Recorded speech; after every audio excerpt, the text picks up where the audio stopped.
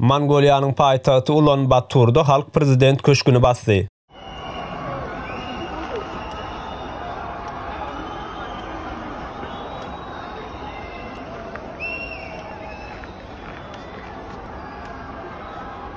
Halkyň ayağa galmagyna sebäp bolan ýagdaý bolsa 13 milliard dollar meçhöründäki kömürüň ýitirim bolup, onuň pulunyň döwlet işgärleri tarapyndan owurlanmagy protestlaryň çykmagyna itergi berdi.